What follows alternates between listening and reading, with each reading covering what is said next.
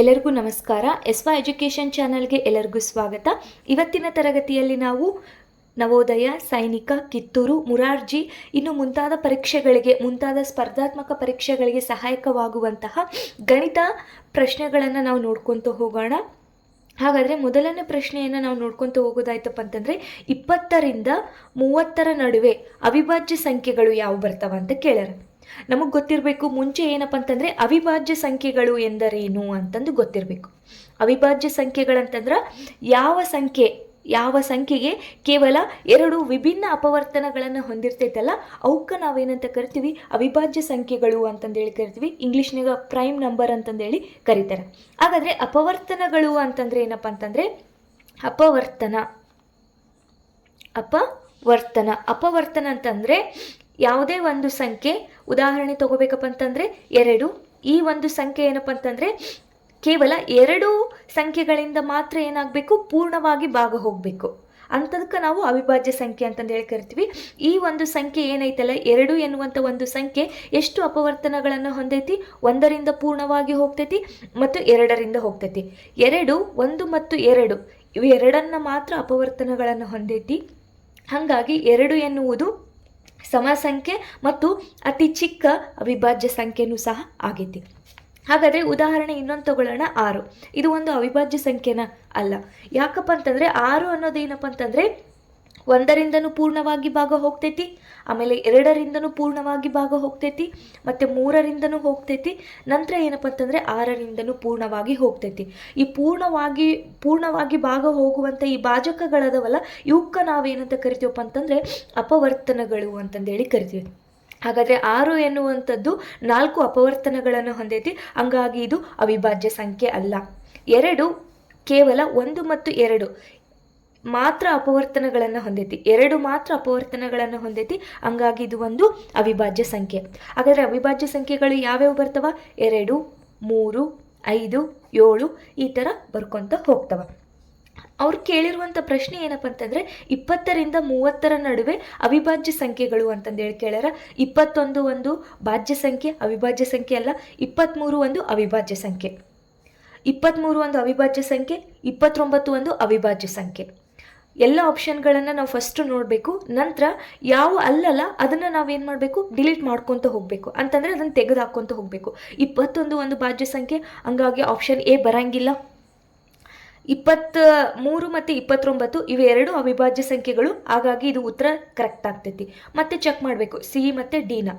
23 ಒಂದು ಅವಿಭಾಜ್ಯ ಸಂಖ್ಯೆ, 27 ಒಂದು ಭಾಜ್ಯ ಸಂಖ್ಯೆ, 29 ಒಂದು ಅವಿಭಾಜ್ಯ ಸಂಖ್ಯೆ, 30 ಒಂದು ಏನಪ್ಪ ಅಂತಂದರೆ ಒಂದು ಭಾಜ್ಯ ಸಂಖ್ಯೆ. ಹಾಗಾದರೆ ಇವು ಎರಡು ಏನಪ್ಪ ಅಂತಂದರೆ 20ರಿಂದ 30ರ ನಡುವೆ ಬರುವಂಥ ಅವಿಭಾಜ್ಯ ಸಂಖ್ಯೆಗಳು. ಹಾಗಾಗಿ ಉತ್ತರ ಯಾವುದಾಗುತ್ತಪ್ಪ ಅಂತಂದರೆ ಆಪ್ಷನ್ ಬಿ ಅನ್ನುವಂಥದ್ದು ಸರಿಯಾದ ಉತ್ತರ ಆಗ್ತೈತಿ.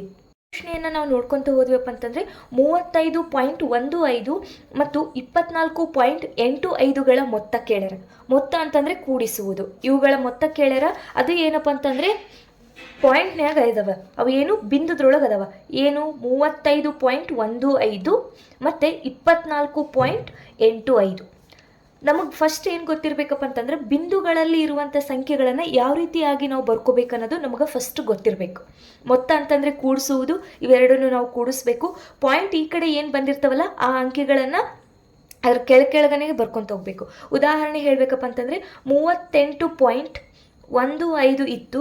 ಇನ್ನೂ ಒಂದು ಸಂಖ್ಯೆ ಯಾವುದಾದ್ರೂ ಮತ್ತು ಬೇರೆ ಸಂಖ್ಯೆ ಯಾವುದಾದ್ರೂ ಕೊಟ್ಟಿದ್ರಪ್ಪ ಅಂತಂದರೆ ಯಾವುದು 30.154 ಅಂತಂದು ಹೇಳಿ ಕೊಟ್ಟಿದ್ರೆ ಇದನ್ನು ಯಾವ ರೀತಿ ಬರ್ಕೋಬೇಕಪ್ಪ ಅಂತಂದರೆ 38.15 30.154 ಈ ರೀತಿ ಬರ್ಕೊತ ಹೋಗಬೇಕು. ಮತ್ತು 4 ಇಲ್ಲಿ ಬರೆದು 5 ಇಲ್ಲಿ ಬರೆದು 1 ಈ ಕಡೆ ಬರೆದು ಆಮೇಲೆ ಪಾಯಿಂಟ್ ಕೊಡ್ತೀನಿ ಅಂತಂದರೆ ತಪ್ಪಾಗ್ತೈತಿ. ಇದು ಬರ್ದಿರೋದು ಕರೆಕ್ಟ್. ಈ ಥರ ನಾವು ಬರ್ಕೊತ ಹೋಗಬೇಕು. ಮತ್ತು ಅಕಸ್ಮಾತಾಗಿ ನಮಗೆ 135.15 ಅಂತ ಹೇಳಿತ್ತು, ಬರೀ 13.24 ಅಂತಿತ್ತಪ್ಪ ಅಂದರೆ ಯಾವ ರೀತಿ ಬರ್ಕೋಬೇಕು ಇದನ್ನು ಅಂತಂದರೆ 135.15 ನಂತರ ಪಾಯಿಂಟ್ ಐತಿ, ಪಾಯಿಂಟ್ ಆದ ನಂತರ ಇಲ್ಲಿ ಪಾಯಿಂಟ್ ಐತಿ, ಇಲ್ಲಿ ಪಾಯಿಂಟ್ ಐತಿ, 31 ಅಂತೇಳಿ ಬರಿಬೇಕು. ಮತ್ತು ಇಲ್ಲೇ 31 ಅಂತ ಬರೆದು ಪಾಯಿಂಟ್ ಕೊಟ್ಟು 5 ಕೆಳಗೆ 1 ಬರ್ತೀನಿ 2 ಬರಿತೀನಿ ಅಂತಂದರೆ ಆಗಂಗಿಲ್ಲ, ಅದು ತಪ್ಪಾಗಿಬಿಡ್ತೈತಿ. 2 4 ಅಂತೇಳಿ ಬರಿಬೇಕು. ಇದು ಸರಿಯಾದ ಮೆಥಡ್ ಆಗ್ತೈತಿ. ಹಾಗಾದರೆ ಇದನ್ನು ಕೂಡಿಸಿದ್ರೆ ಎಷ್ಟು ಬರ್ತೈತಿ ನೋಡ್ರಿ. 5 5 ಎಷ್ಟು ಆಗ್ತೈತಿ? 10 ಆಗ್ತೈತಿ. ದಶಕ 1 ಕೊಡ್ತೀನಿ. 1 1 8 ಎಷ್ಟಪ್ಪ ಅಂತಂದರೆ 9. ಇದು ಒಂದು ಕೈಲ ಎಷ್ಟಾಗ್ತೈತಿ 10. 10 ಅಂತೇಳಿ 10 ಬರೋದು ಈ ಥರ ಬರೆಯಂಗಿಲ್ಲ. ಇಲ್ಲಿ 0 ಕೊಡಬೇಕು. ಪಾಯಿಂಟ್ ಆದ ನಂತರ ಇಲ್ಲಿ ಏನಿರ್ತೈತಿ ಅಲ್ಲಿ ಒಂದು ನಾವು ಏನು ಮಾಡಬೇಕು ಕೈಲ ಕೊಡಬೇಕು. ಎಲ್ಲಿ ಬಿಂದು ಇರ್ತೈತಲ್ಲ ಅಲ್ಲೇ ನೇರವಾಗಿ ಇಡಬೇಕು. ನಂತರ 5 1 5 ಎಷ್ಟು 10. ದಶಕ 1 3 1 2 5. ಇದು ಒಂದು 6. ಹಾಗಾದರೆ ಉತ್ತರ ಯಾವುದಾಗ್ತೈತಪ್ಪ ಅಂತಂದರೆ 60.00. ಯಾವುದಾಗ್ತೈತಿ ಇದ್ರೊಳಗೆ ಸರಿಯಾದ ಉತ್ತರ ಯಾವುದಾಗುತ್ತಪ್ಪ ಅಂತಂದರೆ ಆಪ್ಷನ್ ಸಿ 60.00 ಬರೆದ್ರೂ ನಡಿತೈತಿ, ಬರೀಲಿಲ್ಲ ಅಂದರೂ ನಡಿತೈತಿ. ನೀವು ಬೈ ಮಿಸ್ಟೇಕ್ ಆಗಿ OMR ಶೀಟ್ನಲ್ಲಿ ಸಿ ಬರೆಯೋದು ಬಿಟ್ಟು ಬಿಗ 60 ಐತಿ ಮುಂದೆ ನೋಡೋಕೆ ಹೋಗಲ್ಲ 10 ಅಂತ ಹಾಕಿದರೆ ಮಾರ್ಕ್ಸ್ ಹೋಗ್ತೈತಿ. ಕರೆಕ್ಟಾಗಿ ನಿಧಾನವಾಗಿ ಏನು ಆನ್ಸರ್ ಮಾಡಿರ್ತೀವಲ್ಲ ಅದನ್ನು ಕರೆಕ್ಟಾಗಿ ಆಪ್ಷನ್ ಸಿ ಅಂತಂದೇಳಿ ಟಿಕ್ ಮಾಡಿ ಕರೆಕ್ಟಾಗಿ OMRನಲ್ಲಿನೂ ಸಹ ಸಿ ಅಂತಲೇ ತುಂಬಬೇಕು. ಸಿ ಇದ್ದಲ್ಲೇ ಈ ಥರ ನಾವು ವೃತ್ತವನ್ನು ಫಿಲ್ ಮಾಡಬೇಕಾಗ್ತೈತಿ. ನೆಕ್ಸ್ಟ್ ಮುಂದಿನ ಪ್ರಶ್ನೆಯನ್ನು ನಾವು ನೋಡೋದಾಯ್ತು. ಪ್ರಶ್ನೆ 3 ಇದನ್ನು ನೋಡಬೇಕು. 29,625ರಲ್ಲಿ 9ರ ಸ್ಥಾನ ಬೆಲೆ ಅಂತ ಹೇಳಿ ಕೇಳ್ಯಾರ. ನಮಗೆ ಮುಂಚೆ ಗೊತ್ತಿರಬೇಕು ಸಂಖ್ಯೆಗಳನ್ನು ಯಾವ ರೀತಿಯಾಗಿ ಓದಬೇಕು, ಅದರ ಸ್ಥಾನ ಬೆಲೆ ಎಷ್ಟು, ಅದರ ಸ್ಥಾನ ಯಾವುದು ಮತ್ತು ಅದರ ಮುಖ ಬೆಲೆ ಏನು ಅಂತೇಳಿ. ನಮಗೆ ಎಲ್ಲರಿಗೂ ಗೊತ್ತೈತಿ ಬಿಡಿ 10, 100, 1000, 10,000, ಲಕ್ಷ, 10 ಲಕ್ಷ, ಕೋಟಿ, 10 ಕೋಟಿ ಅಂತಂದೇಳಿ. ನಮ್ಗೆ ಕೊಟ್ಟಿರುವಂಥ ಸಂಖ್ಯೆ ಏನು 29,625 ಅಂತೇಳಿ ಕೇಳ್ಯಾರ. 9ರ ಸ್ಥಾನ ಬೆಲೆಯನ್ನು ಕಂಡು ಹಿಡಿಯಿರಿ ಅಂತಂದು ಹೇಳ್ಯಾರ. ಏನು ಬಿಡಿ ಸ್ಥಾನದಾಗ 5 ಐತಿ, 10ರ ಸ್ಥಾನದಲ್ಲಿ 2, 100ರ ಸ್ಥಾನದಲ್ಲಿ 6, 1000 ಸ್ಥಾನದಲ್ಲಿ 9, 10,000ದ ಸ್ಥಾನದಲ್ಲಿ 2 ಐತಿ. ಹಾಗಾದ್ರೆ 9ರ ಸ್ಥಾನ ಬೆಲೆ. ಸ್ಥಾನ ಬೆಲೆ ಅಂತಂದ್ರೆ ನಮಗ ಒಂದು ಸೂತ್ರ ಗೊತ್ತೈತಿ. ಸ್ಥಾನ ಬೆಲೆ = ಏನಾಗಿರ್ತೈತಪ್ಪ ಅಂತಂದ್ರೆ ಸ್ಥಾನ ಇಂಟು ಮುಖ ಬೆಲೆ ಆಗಿರ್ತೈತಿ. ಇಂಟು ಮುಖ ಬೆಲೆ. 9ರ ಮುಖ ಬೆಲೆ ಎಷ್ಟು 9. ಅದು ಯಾವ ಅಕ್ಷರ ಕಾಣಿಸ್ತಿರ್ತೈತಿಲ್ಲ ಅದೇ ಆಗಿರ್ತೈತಿ. ಸ್ಥಾನ ಎಷ್ಟಪ್ಪ ಅಂತಂದ್ರೆ 1000, ಸ್ಥಾನ ಬೆಲೆ ಎಷ್ಟಪ್ಪ ಅಂತಂದ್ರೆ 9,000. ಹಾಗಾದ್ರೆ ಇದಕ್ಕೆ ಸರಿಯಾದ ಉತ್ತರ ಯಾವ್ದಾಗುತ್ತಪ್ಪ ಅಂತಂದ್ರೆ ಆಪ್ಷನ್ ಸಿ 9,000 ಎನ್ನುವುದು 9ರ ಸ್ಥಾನ ಬೆಲೆ ಆಗೈತಿ. ಹಾಗಾದ್ರೆ 6ರ ಮುಖ ಬೆಲೆ ಎಷ್ಟು ಅಂತ ಕೇಳಿದ್ರೆ ನಾವೇನು ಹೇಳ್ಬೇಕಾಗುತ್ತೆ 6 ಅಂತಾನೆ ಹೇಳ್ಬೇಕಾಗುತ್ತೆ. ಹಾಗಾದ್ರೆ ಸ್ಥಾನ ಅಂತ ಕೇಳಿದ್ರೆ 100ರ ಸ್ಥಾನದಲ್ಲೈತಿ, ಮುಖ ಬೆಲೆ ಅಂತ ಕೇಳಿದ್ರೆ ನಾವೇನು ಹೇಳ್ಬೇಕು 6 ಅಂತಂದು ಹೇಳ್ಬೇಕು. ಅಕಸ್ಮಾತ್ ಆಗಿ ಅದರ ಸ್ಥಾನ ಬೆಲೆ ಕೇಳಿದ್ರಪ್ಪ ಅಂತಂದ್ರೆ 600 ಎನ್ನುವಂಥದ್ದು ಏನಾಗುತ್ತಾ 6ರ ಸ್ಥಾನ ಬೆಲೆ ಆಗ್ತೈತಿ. 4ನೇ ಪ್ರಶ್ನೆ ನೋಡೋದೈತಪ್ಪ ಅಂತಂದ್ರೆ 5/1000ರ ದಶಮಾಂಶ ರೂಪವನ್ನು ಬರೆಯಿರಿ ಅಂತ ಕೇಳ್ಯಾರ. ನಮಗ್ ಗೊತ್ತೈತಿ ಏನಪ್ಪ ಅಂತಂದ್ರೆ 1/10 ಇತ್ತಪ್ಪ ಅಂತಂದ್ರೆ ಇಲ್ಲಿ ಭಾಗಾಕಾರದ ಕೆಳಗಡೆ ಏನಪ್ಪ ಅಂತಂದ್ರೆ ಛೇದದಲ್ಲಿ ಎಷ್ಟು ಸೊನ್ನೆಗಳದಾವ, 1ರ ಮುಂದೆ ಎಷ್ಟು ಸೊನ್ನೆಗಳದಾವ ಅಂತ ಮುಂಚೆ ನೋಡ್ಕೋಬೇಕು. ಇಲ್ಲಿ ಒಂದೇ 0 ಐತಿ, ಹಂಗಾಗಿ ಇದನ್ನ ಏನ್ ಮಾಡ್ಬೇಕಪ್ಪ ಅಂತಂದ್ರೆ ಬಲಬದಿಯಿಂದ ಸರಿಸ್ಕೊಂತ ಹೋಗ್ಬೇಕು. ಹಾಗಾದ್ರೆ 1 0 ಐತಿ, ಹಾಗಾಗಿ 1 ಅಂಕಿಯನ್ನ ಸರಿಸಿ ನಾವು ಏನ್ ಮಾಡ್ಬೇಕು ಬಿಂದು ಕೊಡ್ಬೇಕು. ಹಾಗಾದ್ರೆ ಇದ್ರ ಉತ್ತರ ಏನಾಗತ್ತಪ್ಪ ಅಂತಂದ್ರೆ 1.0. 1/100 ಇತ್ತಪ್ಪ ಅಂತಂದ್ರೆ ಇಲ್ಲಿ ಛೇದದಲ್ಲಿ 2 ಸೊನ್ನೆಗಳದವ, ಹಂಗಾಗಿ ಅಂಶದಲ್ಲಿ ನಾವೇನ್ ಮಾಡ್ಬೇಕು 2 ಸಂಖ್ಯೆಗಳನ್ನ ಸರಿಸಿ ಏನ್ ಮಾಡ್ಬೇಕು ಬಿಂದುವನ್ನ ಕೊಟ್ಕೊಂತ ಹೋಗ್ಬೇಕು. ಅಂತಂದ್ರೆ ಬಲಗಡೆಯಿಂದ ಸರಿಸ್ಕೊಂತ ಹೋಗ್ಬೇಕು. ಯಾವ ರೀತಿ 1 2 ಬಿಂದು 0 1 0 ಬಿಂದು 0. ಇದನ್ನ ಯಾವ ರೀತಿ ಓದ್ಬೇಕಪ್ಪ ಅಂತಂದ್ರೆ 0.01. ಇಲ್ಲಿ 2 ಛೇದದಲ್ಲಿ 2 ಬಿಂದುಗಳದವ, ಹಂಗಾಗಿ ನಾ ಏನ್ ಮಾಡೀನಿ 2 ಸಂಖ್ಯೆಗಳನ್ನ ಸರಿಸಿ ಬಿಂದುಗಳನ್ನ ಕೊಟ್ಕೊಂತ ಹೋಗಿನಿ. ಇಲ್ಲಿ ಏನ್ ಕೇಳ್ಯಾರಪ್ಪ ಅಂತಂದ್ರೆ 5/1000 ಅಂತಂದೇಳಿ ಕೇಳ್ಯಾರ. ಇದನ್ನ ನಾವು ದಶಮಾಂಶ ರೂಪದಲ್ಲಿ ಬರಿಬೇಕು ಅಂತ ಹೇಳ್ಯಾರ. ಯಾವ ರೀತಿ ಇಲ್ಲಿ ಕೆಳಗಡೆ ಎಷ್ಟೈತಿ ಛೇದದಲ್ಲಿ 3 ಸೊನ್ನೆಗಳದವ, ಹಂಗಾಗಿ 3 ಸಂಖ್ಯೆಗಳ ನಂತರ ನಾವೇನ್ ಮಾಡ್ಬೇಕು ಬಿಂದುವನ್ನ ಕೊಡ್ಬೇಕು. ಹಾಗಾದ್ರೆ 5 0 0 ಬಿಂದು 0. ಇದು ಯಾವ ರೀತಿ ಓದ್ಬೇಕಪ್ಪ ಅಂತಂದ್ರೆ 0.005. ಇಲ್ಲಿ 3 ಸೊನ್ನೆಗಳದವ, ಹಂಗಾಗಿ ಬಿಂದು ಆದ ನಂತರ ನಮಗೆ ಎಷ್ಟು ಅಂಕಿಗಳು ಬರಬೇಕು 3 ಅಂಕಿಗಳು ಬರಬೇಕು.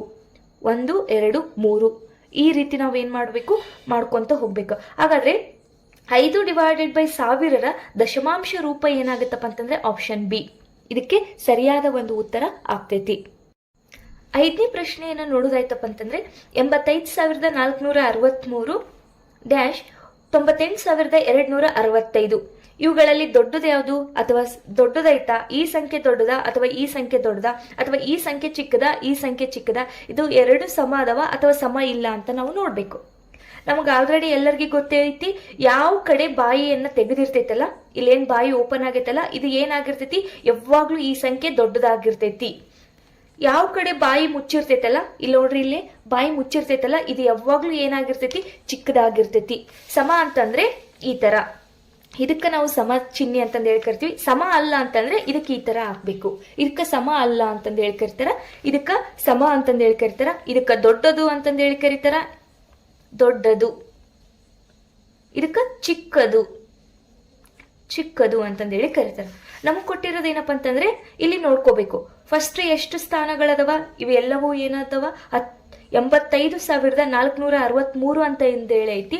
ಇಲ್ಲಿ ಎಷ್ಟೈತಪ್ಪ ಅಂತಂದ್ರೆ 98,265. ಇವೆಲ್ಲ ಏನಪ್ಪ ಅಂತಂದ್ರೆ 5 ಅಂಕಿಗಳದವ, ನೋಡ್ಕೋಬೇಕು. 5 ಅಂಕಿ ನೋಡ್ಕೊಂಡು ನಂತರ ಮೊದಲೇ ಅಂಕಿ ಏನಿರ್ತೈತಲ್ಲ, ಇಲ್ಲೇ 5ನೇ ಅಂಕಿ, ಇದನ್ನ ನೋಡ್ಕೋಬೇಕು. ಯಾವುದು ದೊಡ್ಡದು ಇರ್ತೈತಲ್ಲ ಅದಕ್ಕೆ ನಾವೇನ್ ಹಾಕ್ಬೇಕು, ದೊಡ್ಡದು ಅಂತ ಹಾಕ್ಬೇಕು. ಹಾಗಾದ್ರೆ ಇದಕ್ಕೆ ಉತ್ತರ ಯಾವ್ದಾಗುತ್ತಪ್ಪ ಅಂತಂದ್ರೆ ಆಪ್ಷನ್ ಬಿ. ಅಂತಂದ್ರೆ ಆಪ್ಷನ್ ಬಿ. ಯಾವ ರೀತಿ, 85,000 ಅನ್ನೋದೇನಪ್ಪ ಅಂತಂದ್ರೆ 85,463 ಚಿಕ್ಕದು, 98,265 ಅಂದ್ರೆ 98,265 ದೊಡ್ಡದೈತಿ. ಯಾವ್ದಕ್ಕ ನಾವು ಹೋಲಿಕೆ ಮಾಡಿದ್ವಿಪ್ಪ ಅಂತಂದ್ರೆ 85,463 ಹೋಲಿಕೆ ಮಾಡಿದ್ರ ಈ ಸಂಖ್ಯೆ ಏನಾಗೈತಿ, ದೊಡ್ಡದಾಗೈತಿ ಅಂತ ಅರ್ಥ ಆಗ್ತೈತಿ. ಪ್ರಶ್ನೆಯನ್ನು ನೋಡೋದಾಯ್ತಪ್ಪ ಅಂತಂದ್ರೆ ಕೆಳಗಿನ ಸಂಖ್ಯೆಗಳ ಇಳಿಕೆ ಕ್ರಮ ಅಂತಂದು ಹೇಳಿಕೊಟ್ಟಾರ. ಮೊದಲು ಸಂಖ್ಯೆಗಳು ಯಾವ್ಯಾವ ಕೊಟ್ಟಾರ ಅಂತ ನೋಡ್ಕೋಬೇಕು. 35,413, 68,396, 24,315, 84,675. ಇದಕ್ಕಿಂತ ಮುಂಚೆಗೆ ನಮಗ ಇಳಿಕೆ ಕ್ರಮ ಎಂದರೇನು, ಇಳಿಕೆ ಕ್ರಮ ಎಂದರೇನು ಅಂತ ಗೊತ್ತಿರಬೇಕು. ಮತ್ತೆ ಏರಿಕೆ ಕ್ರಮ ಎಂದರೇನು ಅಂತ ಗೊತ್ತಿರಬೇಕು. ಇಳಿಕೆ ಕ್ರಮ ಮತ್ತು ಏರಿಕೆ ಕ್ರಮ ಎಂದರೇನು, ಇವುಗಳ ನಡುವೆ ಇರುವಂತ ವ್ಯತ್ಯಾಸವನ್ನ ನಾವು ತಿಳ್ಕೊಂಡ್ಬೇಕಪ್ಪ ಅಂತಂದ್ರೆ ಈಸಿಯಾಗಿ ನಾವೇನ್ ಮಾಡ್ಬೋದಪ್ಪ ಅಂತಂದ್ರೆ ಈ ಕೆಳಗಿನ ಸಂಖ್ಯೆಗಳನ್ನ ನಾವು ಇಳಿಕೆ ಕ್ರಮದಲ್ಲಿ ಬರಿಬಹುದು. ಇಳಿಕೆ ಕ್ರಮ ಅಂತಂದ್ರೆ ದೊಡ್ಡ ಸಂಖ್ಯೆಯಿಂದ ಚಿಕ್ಕ ಸಂಖ್ಯೆಯನ್ನ ಬರ್ಕೊಂತ ಹೋಗೋದು. ಯಾವ ರೀತಿ, 9, 8, 7, 6 ಈ ರೀತಿ ಬರ್ಕೊಂತ ಹೋಗುದು. ಏರಿಕೆ ಕ್ರಮ ಅಂತಂದ್ರೆ ಚಿಕ್ಕ ಸಂಖ್ಯೆಯಿಂದ ದೊಡ್ಡ ಸಂಖ್ಯೆಯನ್ನ ಬರ್ಕೊಂತ ಹೋಗುದು. ಇದಕ್ಕ ನಾವು ಏರಿಕೆ ಕ್ರಮ ಅಂತಂದೇಳಿ ಕರೀತಾರೆ. ಹಾಗಾದ್ರೆ ಇಲ್ಲಿ ಕೊಟ್ಟಿರುವಂತಹ ಸಂಖ್ಯೆಗಳಲ್ಲಿ ನಾವೇನ್ ನೋಡ್ಬೇಕು, ಫಸ್ಟ್ ದೊಡ್ಡ ಸಂಖ್ಯೆ ಯಾವುದು ಅಂತ ನೋಡ್ಬೇಕು. ಹಾಗಾದ್ರೆ ಇಲ್ಲೆಲ್ಲ ಏನದವ, ಎಲ್ಲಾನು ಏನದವ 5 ಅಂಕಿಗಳ ಒಂದು ಸಂಖ್ಯೆ ರಚನೆ ಆಗೈತಿ. ಹಾಗಾದ್ರೆ ಇದ್ರೊಳಗೆ ಯಾವ್ದು ದೊಡ್ಡದೈತಿ, 84,675. ನಾವು ಡೈರೆಕ್ಟ್ ಆಗಿ ಏನ್ ಮಾಡ್ಬೇಕು, ಆಪ್ಷನ್ ಅನ್ನು ನೋಡ್ಬೇಕು. ಯಾವುದು, 84,675 ಇಲ್ಲಿ ಐತಿ, ಇಲ್ಲಿ ಐತಿ. ಇವೆಲ್ಲ ಎರಡು ಆಪ್ಷನ್ ಬರಂಗಿಲ್ಲ, ಎ ಬರಂಗಿಲ್ಲ, ಡಿ ಬರಂಗಿಲ್ಲ. ಯಾಕಪ್ಪ ಅಂತಂದ್ರೆ 35,413 ಇದಕ್ಕೆ ಕಂಪೇರ್ ಮಾಡಿದ್ವಪ್ಪ ಅಂತಂದ್ರೆ ಇದು ಚಿಕ್ಕದಾಗ್ತೈತಿ, ಹಂಗಾಗಿ ಬರಂಗಿಲ್ಲ. ಅವ್ರು ಏನ್ ಹೇಳ್ಯಾರ, ಏರಿಕೆ ಕ್ರಮದಲ್ಲಿ ಅಂತ ಹೇಳ್ಯಾರ. ಇವಿಷ್ಟು ಸಂಖ್ಯೆಯೊಳಗ ಯಾವ್ದು ದೊಡ್ಡದೈತಿ ಅಂತ ನೋಡ್ಕೋಬೇಕು. ನೋಡ್ಕೊಂಡಾದ ನಂತರ ಯಾವ ಆಪ್ಷನ್ಯಾಗ ಇದು ಬರ್ತೈತಲ್ಲ ಅದನ್ನ ಬಿಟ್ಟು ಯಾವ ಇಲ್ಲಲ್ಲ ಅವನ್ನ ಡಿಲೀಟ್ ಮಾಡ್ಬೇಕು. ಈ ಒಂದು ಮೆಥಡ್ ಅನ್ನ ಯೂಸ್ ಮಾಡ್ಕೊಂಡ್ಬೇಕಂತಂದ್ರೆ ಈಸಿಯಾಗಿ ನಾವೇನ್ ಮಾಡ್ಬೋದು, ಪರೀಕ್ಷೆಯಲ್ಲಿ ಪಾಸ್ ಆಗ್ಬೋದು. ಇಲ್ಲೇನೈತಿ 84,675, ಇಲ್ಲಿನೂ ಸಹ ಏನೈತಪ್ಪ ಅಂತಂದ್ರೆ 84,675 ಐತಿ. ಹಾಗಾದ್ರೆ ಇದಕ್ಕಿಂತ ನೆಕ್ಸ್ಟ್ ಇದಕ್ಕೆ ಕಂಪೇರ್ ಮಾಡಿದ್ರೆ ಇದಕ್ಕಿಂತ ಚಿಕ್ಕದಿರೋದು ಯಾವ್ದೈತಿ, ಯಾವ್ದಪ್ಪ ಅಂತಂದ್ರೆ 68,396 ಎರಡು ಕಡೆ ಐತಿ. ಇಲ್ಲಿನೂ ಸಹ 68,396, ಇಲ್ಲಿನೂ 68,396. ನಂತರ ಇದಕ್ಕಿಂತ ಚಿಕ್ಕದು ಯಾವ್ದೈತಪ್ಪ ಅಂತಂದ್ರೆ 35,413. ಇಲ್ಲಿ ನೋಡ್ಕೋಬೇಕು, ಇವೆರಡು ಆಪ್ಷನ್ ಮಾತ್ರ. ಯಾಕಪ್ಪ ಅಂತಂದ್ರೆ ಇದನ್ನು ಡಿಲೀಟ್ ಆಗೈತಿ, ಇದನ್ನು ಡಿಲೀಟ್ ಆಗೈತಿ. ಇವಾಗ ಉಳಿದಿರವು ಇವು ಎರಡೇ ಆಪ್ಷನ್ಸ್. ಹಾಗಾದ್ರೆ ಇದನ್ನ ನೋಡ್ರಿ, 35,413, ಆದ್ರೆ ಇಲ್ಲಿಲ್ಲ. ಹಾಗಾದ್ರೆ ಇದಕ್ಕೆ ಸರಿಯಾದ ಉತ್ತರ ಯಾವ್ದಾಗುತ್ತಪ್ಪ ಅಂತಂದ್ರೆ ಆಪ್ಷನ್ ಸಿ. ಆಪ್ಷನ್ ಸಿ ಅನ್ನೋದೇನಾಗುತ್ತೆ, ಸರಿಯಾದ ಉತ್ತರ ಆಗುತ್ತಾ. ಮತ್ತೆ ನಾವು ಇಲ್ಲಿ ಆಪ್ಷನ್ ಸಿ ಅಂತ ಟಿಕ್ ಮಾಡಿ ಬುಕ್ಲೆಟ್ನಾಗ OMR ಅಲ್ಲಿ ಆಪ್ಷನ್ ಬಿ ಅಂತ ತುಂಬಕ್ ಹೋಗ್ಬಾರ್ದು, ಮಾರ್ಕ್ಸ್ ಕೊಡಂಗಿಲ್ಲ. ಹಂಗಾಗಿ ಜಾಗರೂಕತೆಯಾಗಿ ನಾವು ಆಪ್ಷನ್ ಸಿ ನ ಟಿಕ್ ಮಾಡಿರ್ತೀವಿ. OMR ಶೀಟ್ ನಲ್ಲಿನೂ ಸಹ ಏನ್ ಮಾಡ್ಬೇಕು, ಆಪ್ಷನ್ ಸಿ ನೇ ತುಂಬಬೇಕು. ಹಾಗಾದ್ರೆ 7ನೇ ಪ್ರಶ್ನೆಯನ್ನ ನೋಡೋದಾಯ್ತಪ್ಪ ಅಂತಂದ್ರೆ 7ನೇ ಪ್ರಶ್ನೆ ಏನ್ ಕೊಟ್ಟಾರಪ್ಪ ಅಂತಂದ್ರೆ, ಕೊಟ್ಟಿರುವ ಚಿತ್ರದಲ್ಲಿ ಬಣ್ಣ ಹಚ್ಚಿದ ಭಾಗದ ಭಿನ್ನರಾಶಿಯ ಕನಿಷ್ಠ ರೂಪ ಅಂತಂದೇಳಿ ಕೊಟ್ಟಾರ. ಇದು ಒಂದೇನಪ್ಪ ಅಂತಂದ್ರೆ ಒಂದು ಚಿತ್ರ ಅಂತಂದು ಹೇಳ್ಕೊಟ್ಟಾರ. ಈ ಒಂದು ವಸ್ತುವಿನಲ್ಲಿ 8 ಭಾಗಗಳನ್ನ ಮಾಡ್ಯಾರ. 1 ಭಾಗ, 2 ಭಾಗ, 3, 4, 5, 6, 7, 8. ಒಂದು ವಸ್ತು ಐತಿ, ಅದನ್ನ 8 ಭಾಗ ಮಾಡ್ಯಾರ. ಬಣ್ಣ ಹಚ್ಚಿದ ಭಾಗದ ಭಿನ್ನರಾಶಿಯ ಕನಿಷ್ಠ ರೂಪ ಅಂತ ಕೇಳ್ಯಾರ. ಎಷ್ಟು ಭಾಗಗಳಿಗೆ ಬಣ್ಣ ಹಚ್ಚಾರ? 1 2 3 4. ಒಂದು ವಸ್ತು ಐತಿ, ಅದರೊಳಗೆ 8 ಭಾಗ ಮಾಡ್ಯಾರ. 8 ಭಾಗದಲ್ಲಿ 4 ಭಾಗಕ್ಕೆ ಏನ್ ಮಾಡ್ಯಾರ? ಬಣ್ಣವನ್ನ ಹಚ್ಚಾರ. ಇಷ್ಟೆಲ್ಲ ಮಾಡಿದ ತಕ್ಷಣ ಡೈರೆಕ್ಟ್ ಆಗಿ ಹೋಗಿ ಆಪ್ಷನ್ ಬಿ ದಾಗ 4/8 ಐತಿ, ಹಾಗಾದ್ರೆ ಇದೇ ಸರಿಯಾದ ಉತ್ತರ ಅಂತ ಹಾಕಿದ್ವಪ್ಪ ಅಂತಂದ್ರೆ ನಮಗೆ 0 ಮಾರ್ಕ್ಸ್ ಬರ್ತೈತಿ. ಅವ್ರು ಮತ್ತೆ ಇನ್ನೊಂದು ಕೇಳ್ಯಾರ, ಕನಿಷ್ಠ ರೂಪ ಅಂತಂದೇಳಿ. ಕನಿಷ್ಠ ರೂಪ ಅಂತಂದ್ರೆ ಇದು ಮತ್ತೆ ಏನಾದ್ರೂ ಯಾವ್ದಾದ್ರು ಸಂಖ್ಯೆಯಿಂದ ಭಾಗಾಕಾರ ಮಾಡಿದಾಗ ಪೂರ್ಣವಾಗಿ ಏನಾದ್ರೂ ಭಾಗ ಹೋಯ್ತಪ್ಪ ಅಂತಂದ್ರೆ ಅದಕ್ಕೆ ನಾವು ಕನಿಷ್ಠ ರೂಪದಲ್ಲಿ ಬರಿಬಹುದು. ಅಥವಾ 4ರ ಅಪವರ್ತನಗಳು 1 ಆಗಿರ್ಬೇಕು, 8ರ ಅಪವರ್ತನ 1 ಆಗಿರ್ಬೇಕು. ಇವೆರಡರ ಅಪವರ್ತನಗಳು ಸಾಮಾನ್ಯವಾಗಿ 1 ಬಂದಿತ್ತಪ್ಪ ಅಂತಂದ್ರೆ ಅದಕ್ಕೆ ನಾವೇನಂತ ಕರಿತೀವಿ? ಕನಿಷ್ಠ ರೂಪ ಅಂತಂದೇಳಿ ಕರಿತೀವಿ. ಹಾಗಾದ್ರೆ 4 1 4, ಇದನ್ನ ನಾವು ಭಾಗಾಕಾರ ಮಾಡಿದ್ವಪ್ಪ ಅಂತಂದ್ರೆ ನಾನು 4ಅನ್ನ 4ರಿಂದನೇ ಭಾಗಾಕಾರ ಮಾಡ್ತೀನಿ, ಮತ್ತೆ 8ಅನ್ನ 4ರಿಂದ ಭಾಗಾಕಾರ ಮಾಡ್ತೀನಿ. ಮೇಲ್ಗಡೆ ಯಾವ ಸಂಖ್ಯೆಯಿಂದ ನಾವು ಭಾಗಾಕಾರ ಮಾಡಿರ್ತೀವಲ್ಲ ಕೆಳಗಡೆನೂ ಸಹ ಏನಾಗಿರ್ಬೇಕು? ಅದೇ ಸಂಖ್ಯೆಯಿಂದ ಭಾಗಾಕಾರ ಮಾಡಬೇಕು. 4 1 4 2. ಹಾಗಾದ್ರೆ 1/2 ಅನ್ನೋದೇನಪ್ಪ ಅಂತಂದ್ರೆ ಈ ಒಂದು ಚಿತ್ರದ ಕನಿಷ್ಠ ರೂಪ ಆಗೈತಿ. ಬಣ್ಣ ಹಚ್ಚಿದ ಚಿತ್ರದ ಕನಿಷ್ಠ ರೂಪ ಆಗೈತಿ. ಹಾಗಾದ್ರೆ ಇದಕ್ಕೆ ಸರಿಯಾದ ಉತ್ತರ ಯಾವ್ದಾಗುತ್ತಪ್ಪ ಅಂತಂದ್ರೆ ಆಪ್ಷನ್ ಎ ಸರಿಯಾದ ಉತ್ತರ. ಮತ್ತೆ ಪಟಪಟ ಅಂತ ಹೋಗಿ 4/8 ಐತಿ ಅಂತೇಳಿ ಹಾಕಂಗಿಲ್ಲ. ಭಿನ್ನ ರಾಶಿ ಅಂತಂದ್ರೆ ಪೂರ್ಣದ ಒಂದು ಭಾಗವನ್ನ ನಿರೂಪಿಸ್ತೈತಿ. ನಾವು ಒಂದು ವಸ್ತು ಇರ್ತೈತಿ, ಅದನ್ನ 4 ಭಾಗ ಮಾಡಿ ಒಂದು ಭಾಗವನ್ನ ತಕ್ಕೊಂಡ್ವಪ್ಪ ಅಂದ್ರೆ ಇದನ್ನ ಯಾವ ರೀತಿಯಾಗಿ ನಿರೂಪಿಸ್ತೀವಿಯಪ್ಪ ಅಂತಂದ್ರೆ, ಒಂದು ವಸ್ತು ಐತಿ, ಅದನ್ನ 4 ಭಾಗ ಮಾಡಿವಿ, ಅದ್ರೊಳಗೆ ಏನ್ ಮಾಡಿವಿ? ಒಂದು ವಸ್ತುವನ್ನ ತಗೊಂಡಿವಿ. ಹಾಗಾದ್ರೆ ಒಂದು ವಸ್ತು 4ನೇ 1 ಅಂತಂದೇಳಿ ನಾವು ಇದನ್ನ ಓದ್ತೀವಿ. ಅಂತಂದ್ರೆ ಒಂದು ವಸ್ತುವನ್ನ 4 ಭಾಗ ಮಾಡಿ ಒಂದು ಭಾಗವನ್ನ ತಗೊಂಡಿವಿ ಅಂತ ಅರ್ಥ. ಇಲ್ಲಿನೂ ಅದೇ ತರ ಒಂದು ವಸ್ತುವನ್ನ 8 ಭಾಗ ಮಾಡಿ 4 ಭಾಗ ತಗೊಂಡಿವಿ. ಇದನ್ನ ಕನಿಷ್ಠ ರೂಪಕ್ಕೆ ತಂದಾಗ ನಮ್ಗೆ ಎಷ್ಟು ಬರ್ತೈತಿ ಉತ್ತರ? 1/2. ಪ್ರಶ್ನೆಯನ್ನು ನೋಡ್ದಾಯ್ತಪ್ಪ ಅಂತಂದ್ರೆ 1564 ಮತ್ತು 24ರ ಗುಣಲಬ್ಧವನ್ನು ಗರಿಷ್ಠ ಸ್ಥಾನದ ಸಮೀಪಕ್ಕೆ ಅಂದಾಜಿಸಿದಾಗ ಅಂತ ಕೇಳ್ಯಾರ. ನಮಗೆ ಆಲ್ರೆಡಿ ಗೊತ್ತೈತಿ ಅಂದಾಜುವನ್ನ ಯಾವ ರೀತಿ ಮಾಡಬೇಕು ಅಂತೇಳಿ. ಇಲ್ಲಿ ಅವ್ರು ಏನ್ ಕೇಳ್ಯಾರ? ಪರ್ಟಿಕ್ಯುಲರ್ ಆಗಿ 10ರ ಅಂದಾಜು, 100ರ ಅಂದಾಜು, 1000ದ ಅಂದಾಜು ಅಂತೇಳಿ ಡೈರೆಕ್ಟ್ ಆಗಿ ನಮಗೇನು ಕೇಳಿಲ್ಲ. ಅವ್ರು ಏನ್ ಕೇಳ್ಯಾರ? ಗರಿಷ್ಠ ಸ್ಥಾನ ಅಂತಂದೇಳಿ ಕೇಳ್ಯಾರ. ಗರಿಷ್ಠ ಸ್ಥಾನ ಇದ್ರೊಳಗೆ ಯಾವ್ದಾಗ್ತೈತಪ್ಪ ಅಂತಂದ್ರೆ 10ರ ಅಂದಾಜು ಆಗ್ತೈತಿ. ಇದ್ರೊಳಗೆ ಏನಾಗ್ತೈತಪ್ಪ ಅಂತಂದ್ರೆ 1000ದ ಅಂದಾಜು ಆಗ್ತೈತಿ. 10ರ ಅಂದಾಜು ಅಂತಂದ್ರೆ 10ರ ಅಂದಾಜು ಅಂತ ಕೇಳಿದ್ರಪ್ಪ ಅಂತಂದ್ರೆ ಬಿಡಿ ಸ್ಥಾನವನ್ನು ನೋಡ್ಬೇಕು. 100ರ ಅಂದಾಜು ಅಂತ ಕೇಳಿದ್ರಪ್ಪ ಅಂತಂದ್ರೆ 10ರ ಸ್ಥಾನವನ್ನು ನೋಡ್ಬೇಕು. ಆಮೇಲೆ 1000ದ ಅಂದಾಜು ಅಂತಂದೇಳಿ ಕೇಳಿದ್ರಪ್ಪ ಅಂತಂದ್ರೆ ನಾವು 100ರ ಸ್ಥಾನವನ್ನ ನೋಡ್ಬೇಕು. ಒಂದಿಷ್ಟು ನಮಗ ಗೊತ್ತೈತಿ ಏನಪ್ಪ ಅಂತಂದ್ರೆ 10ರ ಅಂದಾಜಿನಲ್ಲಿ ಇವಾಗ ಉದಾಹರಣೆ ಹೇಳ್ಬೇಕಪ್ಪ ಅಂತಂದ್ರೆ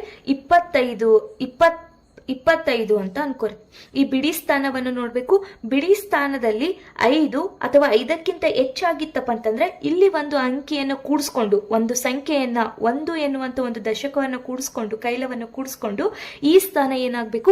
0 ಆಗ್ಬೇಕು. ಹಾಗಾದ್ರೆ ಇದ್ರ ಉತ್ತರ 30 ಆಗ್ತೈತಿ. ಅಕಸ್ಮಾತ್ ಆಗಿ 23 ಎನ್ನುವಂತ ಒಂದು ಸಂಖ್ಯೆ ಇತ್ತು, ಇದನ್ನ ನಾವು 10ರ ಅಂದಾಜು ಮಾಡಕತ್ತೀವಪ್ಪ ಅಂತಂದ್ರೆ ಬಿಡಿ ಸ್ಥಾನವನ್ನು ನೋಡ್ಬೇಕು. ಬಿಡಿ ಸ್ಥಾನದಲ್ಲಿ 5ಕ್ಕಿಂತ ಕಡಿಮೆ ಇತ್ತಪ್ಪ ಅಂತಂದ್ರೆ ಈ ಸ್ಥಾನ ಏನಾಗುತ್ತಪ್ಪ ಅಂತಂದ್ರೆ 0 ಆಗ್ತೈತಿ. ಹಾಗಾದ್ರೆ ಇದ್ರ ಉತ್ತರ ಏನಾಗುತ್ತಪ್ಪ ಅಂತಂದ್ರೆ 20. 24 ಇದರ ಅಂದಾಜು ಬೆಲೆ ಎಷ್ಟಾಗ್ತೈತಿ? ನಮಗ 20. ಯಾಕಪ್ಪ ಅಂತಂದ್ರೆ ಇದು ಏನಾಗೈತಿ? ಬಿಡಿ ಸ್ಥಾನದಲ್ಲಿ 4 ಐತಿ, ಇದು 5ಕ್ಕಿಂತ ಕಡಿಮೆ ಐತಿ. ಹಂಗಾಗಿ ಇದನ್ನು ನಾವೇನ್ ಇಟ್ಕೋಬೇಕು? 0 ಇಟ್ಕೋಬೇಕು. ಅಕಸ್ಮಾತ್ ಆಗಿ 5 ಇತ್ತಪ್ಪ ಅಂತಂದ್ರೆ ಆ ಒಂದು ಸ್ಥಾನವನ್ನ 0 ಮಾಡಿ ಮುಂದೊಂದು ಸ್ಥಾನ ಏನಿರ್ತೈತಲ್ಲ ಅಲ್ಲಿ ಒಂದು ಸಂಖ್ಯೆಯನ್ನು ನಾವು ಕೂಡಿಸ್ಕೋಬೇಕು. 27 ಇತ್ತಂತ ಅನ್ಕೋರಿ. 27 ಏನಪ್ಪಾ ಅಂತಂದ್ರೆ 5ಕ್ಕಿಂತ ಹೆಚ್ಚಿನ ಒಂದು ಸಂಖ್ಯೆಯನ್ನು ಹೊಂದೈತಿ. ಹಂಗಾಗಿ ಬಿಡಿ ಸ್ಥಾನವನ್ನು 0 ಇಟ್ಕೊಂಡು 2ಕ್ಕೆ 1 ಕೂಡಿಸ್ಕೋಬೇಕು. ಹಾಗಾದ್ರೆ ಇದ್ರದ್ದು ಎಷ್ಟಾಗ್ತೈತಿ? ಅಂದಾಜು ಬೆಲೆ 30. ಅದೇ ರೀತಿಯಾಗಿ ನಮಗೇನ್ ಕೊಟ್ಟಾರಪ್ಪ ಅಂತಂದ್ರೆ 24. ಇದರ ಗರಿಷ್ಠ ಸ್ಥಾನ ಯಾವ್ದಾಗುತ್ತಪ್ಪ ಅಂತಂದ್ರೆ 10ರ ಸ್ಥಾನ ಆಗ್ತೈತಿ. 10ರ ಸ್ಥಾನ ಅಂತಂದ್ರೆ ಬಿಡಿ ಏನೈತಿ? 4 ಅಂತಂದ್ರೆ 5ಕ್ಕಿಂತ ಕಡಿಮೆ ಆಗ್ತೈತಿ. ಹಾಗಾದ್ರೆ ಇದರ ಅಂದಾಜು ಬೆಲೆ ಎಷ್ಟಾಗ್ತೈತಿ? 20. ಇನ್ನೊಂದು ಸಂಖ್ಯೆ ಕೊಟ್ಟಾರ, ಯಾವ್ದಪ್ಪ ಅಂತಂದ್ರೆ 1564. ಇದನ್ನ ನಾವೇನ್ ಮಾಡ್ಬೇಕಪ್ಪ ಅಂತಂದ್ರೆ 1000ದ ಅಂದಾಜು ಬೆಲೆಯನ್ನ ನೋಡ್ಕೋಬೇಕು. 1000ದ ಅಂದಾಜು ಅಂತಂದ್ರೆ 100ರ ಸ್ಥಾನವನ್ನ ನೋಡ್ಕೋಬೇಕು. 100ರ ಸ್ಥಾನ ಏನೈತಪ್ಪ ಅಂತಂದ್ರೆ 5 ಐತಿ. 5 ಇದರ ಅರ್ಥ ಏನಪ್ಪ ಅಂತಂದ್ರೆ ಇಲ್ಲಿ ಬಿಡಿ 10 ಈ ಸಂಖ್ಯೆಗಳನ್ನೆಲ್ಲ ಸೊನ್ನೆಯನ್ನಾಗಿಟ್ಕೋಬೇಕು. 5 ಇತ್ತಪ್ಪ ಅಂತಂದ್ರೆ ಅದರದ್ದು ಮುಂದಿನ ಸ್ಥಾನಕ್ಕೆ 1 ಕೂಡಿಸ್ಕೊಂಡು ಈ ಸ್ಥಾನವನ್ನ ಸೊನ್ನೆಯಾಗಿಸಬೇಕು. ಹಾಗಾದ್ರೆ ಇದ್ರ ಉತ್ತರ ಎಷ್ಟು ಬರ್ತೈತಪ್ಪ ಅಂತಂದ್ರೆ 2000. ಉದಾಹರಣೆ ನೋಡ್ಬೇಕಪ್ಪ ಅಂತಂದ್ರೆ ನಾವು ಇನ್ನೊಂದು ಉದಾಹರಣೆಯನ್ನ ನೋಡ್ಕೊಳ್ಳೋಣ. 1364 ಇತ್ತಪ್ಪ ಅಂತಂದ್ರೆ ಬಿಡಿ 10 ಇವೆಲ್ಲ ಏನಪ್ಪ ಅಂತಂದ್ರೆ 1000ದ ಅಂದಾಜು ಮಾಡಿ ಅಂತಂದು ಹೇಳಿ ಕೇಳಿರ್ತಾರ. ಅವಾಗ ನಾವೇನ್ ನೋಡ್ಕೋಬೇಕು, 100ರ ಸ್ಥಾನವನ್ನ ನೋಡ್ಕೋಬೇಕು. 100ರ ಸ್ಥಾನದಲ್ಲಿ ನಮಗೇನಾದ್ರೂ ಆ ಬೆಲೆ ಇಲ್ಲಿ 3 ಐತಿ, ಇಲ್ಲಿ 5 ಐತಿ. 5ಕ್ಕಿಂತ ಕಡಿಮೆ ಇತ್ತಪ್ಪ ಅಂತಂದ್ರ ಈ ಸಂಖ್ಯೆ ಏನಾಗುತ್ತಾ 0 ಆಗ್ತೈತಿ. ಇದು ಸಹ 0 ಆಗ್ತೈತಿ, ಇದು ಸಹ 0 ಆಗ್ತೈತಿ. ಅಕಸ್ಮಾತ್ 3ರ ಸ್ಥಾನದಲ್ಲಿ 5 ಇತ್ತಪ್ಪ ಅಂತಂದ್ರೆ ಈ ಸಂಖ್ಯೆ 0 ಆಗ್ತೈತಿ, ಈ ಸಂಖ್ಯೆನೂ 0 ಆಗ್ತೈತಿ, ಈ ಸಂಖ್ಯೆನೂ 0 ಆಗ್ತೈತಿ. ಆದ್ರೆ ಇಲ್ಲಿ ಏನ್ ಇರ್ತೈತಲ್ಲ 5ರ ಮುಂದ್ಗಡೆ ಏನ್ ಇರ್ತೈತಲ್ಲ ಬೆಲೆ, ಅದು ಏನಾಗ್ತೈತಿ 1 ಕೂಡ್ಸ್ಕೋಬೇಕಾಗ್ತೈತಿ. ಇಲ್ಲಿ ಏನಾಗುತ್ತಾ 5ಕ್ಕಿಂತ ಚಿಕ್ಕದೈತಿ, ಹಂಗಾಗಿ ಎಲ್ಲಾ ಬೆಲೆಗಳು ಏನಾಗ್ತವ 0 ಆಗ್ತವ. 1 ಹಂಗೆ ಬರ್ಕೊಂಡು ಇವೆಲ್ಲನೂ 3 0 ಬರ್ಕೋಬೇಕು. ಇನ್ನೊಂದು ನೋಡೋದಾಯ್ತಪ್ಪ ಅಂತಂದ್ರೆ 1764 ಇತ್ತಪ್ಪ ಅಂತಂದ್ರೆ ನಾವು 1000ದ ಸ್ಥಾನ ಬೆಲೆಯನ್ನ ಅಂದಾಜು ಪ್ರಕ್ರಿಯೆಯನ್ನ ಮಾಡಕತ್ತೀವಿ ಅಂತಂದ್ರೆ 100ರ ಸ್ಥಾನ ಬೆಲೆಯನ್ನ ನೋಡ್ಕೋಬೇಕು. 100ರ ಸ್ಥಾನ ಬೆಲೆದಲ್ಲಿ ಏನಾದ್ರೂ 5ಕ್ಕಿಂತ ದೊಡ್ಡದಾಗಿತ್ತು, ಸಂಖ್ಯೆ 5ಕ್ಕಿಂತ ದೊಡ್ಡದಾಗಿತ್ತಪ್ಪ ಅಂತಂದ್ರೆ ಬಿಡಿ ಮತ್ತು 10ಗಳು ಏನಾಗ್ತಾವ 0 ಆಗ್ತಾವ. ಆಮೇಲೆ ಇದು ಏನಾಗಿರ್ತೈತಪ್ಪ ಅಂತಂದ್ರೆ 1 ಕೂಡ್ಸ್ಕೋಬೇಕು. ಈ ಒಂದು ಸಂಖ್ಯೆಗೆ ನಾವು 1 ಕೂಡ್ಸ್ಕೋಬೇಕು. ಹಾಗಾದ್ರೆ ಇದು 2 ಆಗ್ತೈತಿ, ಇವೆಲ್ಲ ಏನಾಗ್ತಾವ 0 ಆಗ್ತಾವ. 2000 ನಮಗ್ ಕೊಟ್ಟಿರೋದೇನು 1564. ಇದನ್ನ ಅಂದಾಜು ಮಾಡಿದ್ವಪ್ಪ ಅಂತಂದ್ರೆ ಗರಿಷ್ಠ ಅಂದಾಜು ಅಂತಂದು ಹೇಳಿ ಕೇಳ್ಯಾರ. ಹಂಗಾಗಿ ನಾವು 1000ದ ಅಂದಾಜು ಮಾಡ್ಕೊಂಡ್ವಿ ಅಂತಂದ್ರೆ 100ರ ಬೆಲೆ ಸ್ಥಾನ ಬೆಲೆಯನ್ನ ನೋಡ್ಕೊಂಡು ನಂತರ ನಾವೇನ್ ಮಾಡ್ಬೇಕು ಅಂದಾಜು ಪ್ರಕ್ರಿಯೆ ಮಾಡ್ಬೇಕು. ಹಾಗಾದ್ರೆ 5 ಏನಪ್ಪ ಅಂತಂದ್ರೆ 5ಕ್ಕಿಂತ ಹೆಚ್ಚುನೂ ಅಲ್ಲ ಕಡಿಮೆನೂ ಅಲ್ಲ, 5 ಸಮ ಆಗೈತಿ. ಹಂಗಾಗಿ ಇದು 0 ಆಗ್ತೈತಿ, ಇದು 0 ಆಗ್ತೈತಿ, ಇದು 0 ಆಗ್ತೈತಿ. ಆದ್ರೆ ಇದ್ರದ್ದು ಇನ್ನೊಂದು ಸಂಖ್ಯೆ ಏನಿರ್ತೈತಿ 1 ಕೂಡ್ಸ್ಕೋಬೇಕು. ಹಾಗಾದ್ರೆ ಇದು ಎಷ್ಟು ಆಗ್ತೈತಿ 2 ಆಗ್ತೈತಿ, ಮಿಕ್ಕಿದ್ದೆಲ್ಲ 0 ಬರ್ಕೋಬೇಕು. 2000. ಇನ್ನೊಂದು ಏನ್ ಕೊಟ್ಟಾರಪ್ಪ ಅಂತಂದ್ರೆ ನಮ್ಗ 24 ಬಿಡಿ ಸ್ಥಾನವನ್ನ ಇದನ್ನ ನೋಡ್ಕೋಬೇಕು ಅಂತಂದ್ರೆ 10ರ ಅಂದಾಜು ಅಂತಂದ ಹೇಳಿ ಕರೀತಾರೆ ಇದಕ್ಕ. ಇದು ಏನಾಗೈತಿ 5ಕ್ಕಿಂತ ಕಡಿಮೆ ಐತಿ, ಹಂಗಾಗಿ ಇದು 0 ಆಗ್ತೈತಿ 20. ಇವೆರಡನ್ನು ನಾವು ಗುಣಾಕಾರ ಮಾಡಿದ್ವಪ್ಪ ಅಂತಂದ್ರ 2000 × 20 ಮಾಡಿದ್ವಪ್ಪ ಅಂತಂದ್ರೆ 2 4. ಇಲ್ಲಿ 3 0 ಐತಿ, ಇಲ್ಲಿ 1 0 ಐತಿ, 4 ಸೊನ್ನೆಗಳು. ಹಾಗಾಗಿ 1 2 3 4 ಎಷ್ಟಾಯ್ತು 40,000. ಹಾಗಾದ್ರೆ ಇದಕ್ಕೆ ಸರಿಯಾದ ಉತ್ತರ ಯಾವ್ದಾಗುತ್ತಪ್ಪ ಅಂತಂದ್ರೆ ಆಪ್ಷನ್ ಎ ಸರಿಯಾದ ಒಂದು ಉತ್ತರ ಆಗ್ತೈತಿ. 9ನೇ ಪ್ರಶ್ನೆ, 1378 ಮೀಟರ್ಗಳನ್ನು ಕಿಲೋಮೀಟರ್ಗಳಾಗಿ ಪರಿವರ್ತಿಸಿ. ಪರಿವರ್ತನೆಗಳಲ್ಲಿ ನಮ್ಗೆ ಕಂಪಲ್ಸರಿಯಾಗಿ ಏನ್ ಮಾಡ್ತಾರಪ್ಪ ಅಂತಂದ್ರೆ 1 ಅಂಕದ ಪ್ರಶ್ನೆ ಕಂಪಲ್ಸರಿಯಾಗಿ ಎಲ್ಲಾ ಒಂದು ನವೋದಯ, ಕಿತ್ತೂರು, ಮುರಾರ್ಜಿ ಇಂಥ ಪರೀಕ್ಷೆಗಳಿಗೆ ಕೇಳ್ತಾರ. ಹಾಗಾದ್ರೆ ಯಾವ ರೀತಿ ಅಂತ ನಾವು ನೋಡ್ಕೊಂತ ಹೋಗೋಣ. ನಮಗ್ ಗೊತ್ತೈತಿ ಏನಪ್ಪ ಅಂತಂದ್ರೆ 10 ಮಿಲಿಮೀಟರ್ ಅಂತಂದ್ರೆ 1 ಸೆಂಟಿಮೀಟರ್ ಅಂತ ಅರ್ಥ. ಹೌದಲ್ಲ, 1 ಸೆಂಟಿಮೀಟರ್ ಅಂತ ಅರ್ಥ. ಹಾಗಾದ್ರೆ 100 ಸೆಂಟಿಮೀಟರ್ ಅಂತಂದ್ರೆ 1 ಮೀಟರ್. 1 ಕಿಲೋಮೀಟರ್ ಅಂತಂದ್ರೆ 1000 ಮೀಟರ್. ಇವಿಷ್ಟು ಏನಪ್ಪ ಅಂತಂದ್ರೆ ನಮ್ಗೆ ಬೇಸಿಕ್ ಆಗಿ ಗೊತ್ತಾಗಿರ್ಬೇಕು. 10 ಮಿಲಿಮೀಟರ್ ಅಂತಂದ್ರೆ 1 ಸೆಂಟಿಮೀಟರ್. 100 ಸೆಂಟಿಮೀಟರ್ ಅಪ್ಪ ಅಂತಂದ್ರೆ ಎಷ್ಟು 1 ಮೀಟರ್. 1000 ಮೀಟರ್ ಅಂತಂದ್ರೆ 1 ಕಿಲೋಮೀಟರ್. ನಮಗಿಲ್ಲಿ ಏನ್ ಕೊಟ್ಟಾರ 1378 ಮೀಟರ್ ಕೊಟ್ಟಾರ. ಇದನ್ನ ನಾವೇನ್ ಮಾಡ್ಬೇಕಾಗೈತಿ ಕಿಲೋಮೀಟರ್ಗಳಾಗಿ ಪರಿವರ್ತನೆ ಮಾಡ್ಬೇಕಾಗೈತಿ. ಹಾಗಾದ್ರೆ 1 ಮೀಟರ್ ಅಂತಂದ್ರೆ ಎಷ್ಟಾಗ್ತೈತಿ 1 / 1000 ಕಿಲೋಮೀಟರ್.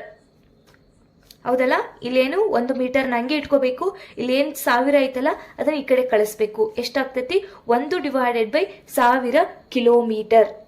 ಇದನ್ನ ನಾವು ಬರ್ಕೋಬೇಕು. ಮೀಟರ್ ಇದ್ದ ಜಾಗದಲ್ಲಿ ಏನಾಗ್ಬೇಕು ಇದನ್ನ ಹಾಕ್ಬೇಕು.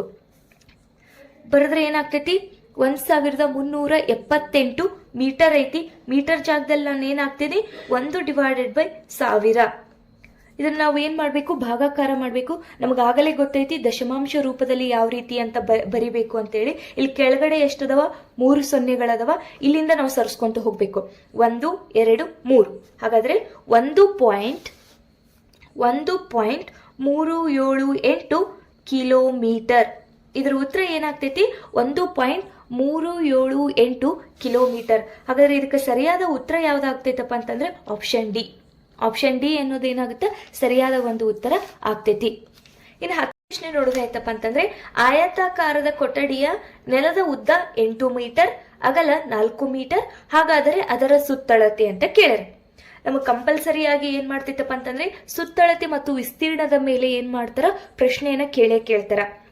ಅದಕ್ಕಿಂತ ಮುಂಚೆ ಸುತ್ತಳತೆ ಅಂದ್ರೆ ಏನಂತ ನಾವು ತಿಳ್ಕೊಬೇಕು. ಇದು ಒಂದು ಆಯತಾಕೃತಿ, ಇದು ಒಂದು ಚೌಕಾಕೃತಿ, ಇದು ಒಂದು ತ್ರಿಭುಜ ಅಂತಂದೇಳಿ ಗೊತ್ತೈತಿ ನಮ್ಗೆಲ್ಲ. ಹಾಗಾದ್ರೆ ಸುತ್ತಳತೆ ಅಂತಂದ್ರೆ ಯಾವುದೇ ಒಂದು ಆವೃತ ಆಕೃತಿ ಅಂತಂದ್ರೆ ಎಲ್ಲ ಇವು ಏನಾಗಿರ್ಬೇಕು ಕ್ಲೋಸ್ ಆಗಿರ್ಬೇಕು. ಇವಕ್ಕ ನಾವೇನಂತ ಕರಿತೀವಿ ಆವೃತ ಆಕೃತಿಗಳು ಅಂತಂದೇಳಿ ಕರಿತೀವಿ.